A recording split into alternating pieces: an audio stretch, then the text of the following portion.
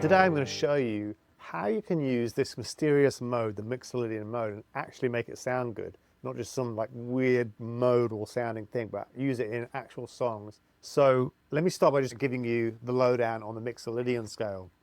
So there's a lot of confusion with modes, but basically a good way to think about the Mixolydian scale is it's the scale or the mode that fits perfectly over a seventh chord, a dominant seventh chord. So for example, if you take an A7 chord, the scale that fits with that is this one.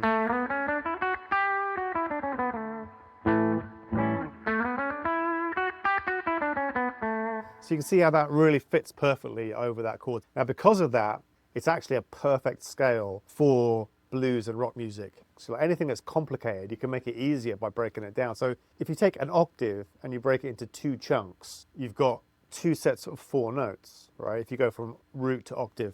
So if you do that with this scale, you get this. So that's the first chunk. And then the second chunk is, so those are the 2 sounds. So in music theory, they call that a tetrachord, where you take an octave and you divide it in half like that, between a starting note and a perfect fourth. So the first part of the scale just sounds like a regular major scale. So it's got that major sound just kind of walking up. But the second part of the scale is where it gets interesting. The second part of the scale has that minor sound of a minor seventh in it, and it goes like this. So that's the only difference between the major scale and the Mixolydian mode, is that it contains that minor seventh. And that's what makes it perfect, because that note is integral to blues and rock, right?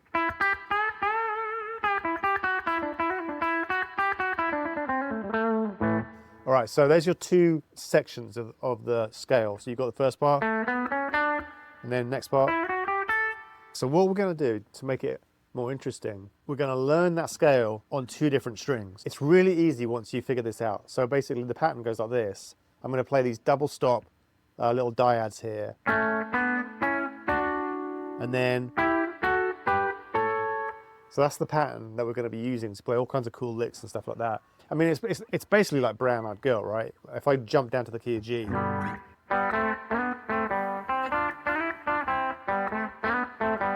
So that little idea there, you're harmonizing a Mixolydian mode. That's exactly what that is, using thirds, right? So that's what we're going to do. So say if we jump into the key of A, play that same thing. Now, those are the useful shapes. You can take those little shapes there and you can play in blues and rock. There's so many cool licks that you can use with those shapes. And you know, once you've got that down, try it in different keys. So say in the key of C, there's your Mixolydian mode. So let's go back to the key of A. So what we've got here is we've got these two little rows of 4 dyads. And then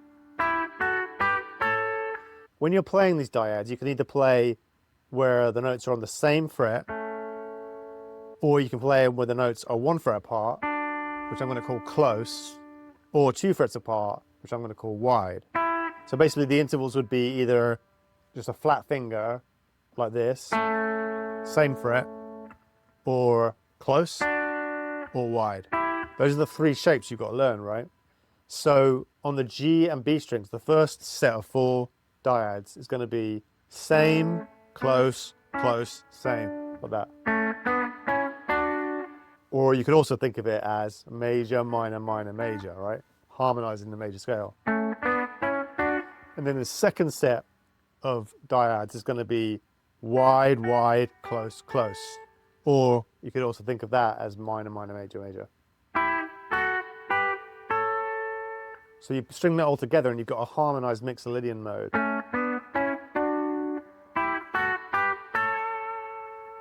Now, once you've got that, you can do all kinds of cool stuff with that. You can put it into your solos. I mean, you obviously could play licks like Brown Eyed Girl style licks, but it gets infinitely more interesting when you're playing using double stops. For example, when you slide into these guys.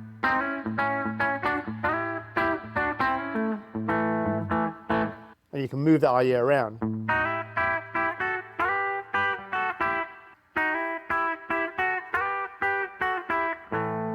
And then once you can do that, you can try actually toggling between them.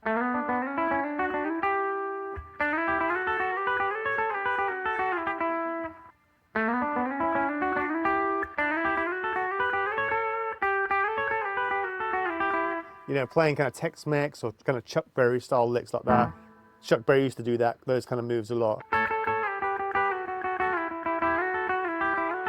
Those licks just always really sound good in a mix, and they really kind of jump out the mix. Take it to an even step further. You can create more complex sounding licks by approaching it rhythmically.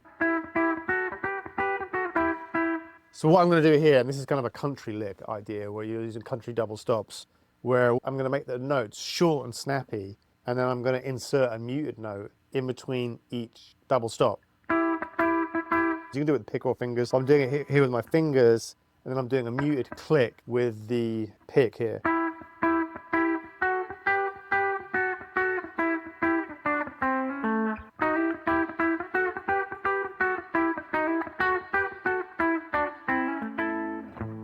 You can imagine how those kind of licks sound really good when you're playing over a track or with a band, because they just really pop. Same idea here on the thinner strings. And if you separate them out where you're toggling, so you can get that kind of double time kind of sound, and it really makes your playing sound, even though you're not playing something fast, it makes it feel like there's much more of a sense of movement in there and rhythm in there, because you're keeping the notes short and then you're adding those muted notes. Or another thing you can do is kind of trail behind on the D string like this.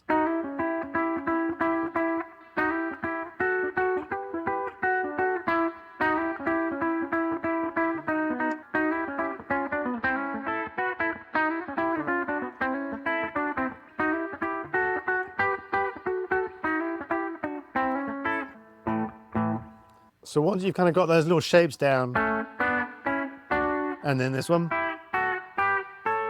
you can just start to play with those shapes and use them to create licks. Rather than thinking in scales, you're thinking more in these little kind of double stop shapes.